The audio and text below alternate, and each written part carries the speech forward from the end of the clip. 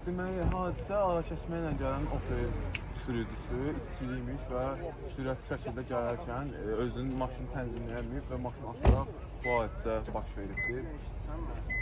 Hyundai avtomobili tərəfənə bilmir və iki maşında çox böyük xəsar verir.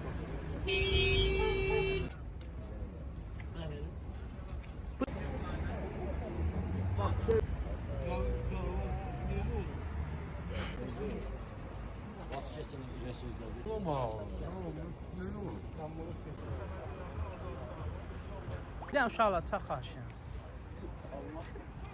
Sumqayıtda yol nəqliyyat hadisəsi baş verib. Hadisə Çerkassi küçəsində qeydə alınıb. Belə ki, idarə etmədən çıxan Opel markalı minik avtomobili Yüyücü məntəqəsində dayanan Hyundai markalı avtomobilə çırpılıb. Qəza nəticəsində xəsarət alanlar olmasa da hər iki avtomobilə ciddi ziyan dəyib. Hadisənin baş vermə səbəbləri araşdırılır.